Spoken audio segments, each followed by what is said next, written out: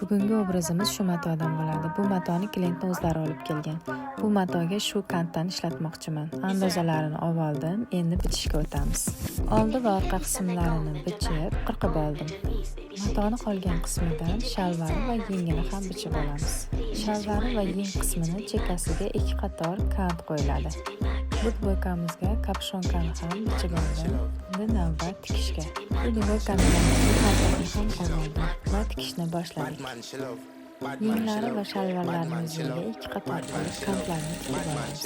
Qattiq bo'lib turishi uchun cho'ntaklari va zamoqlarni joyiga dublerin yopishtirib olamiz.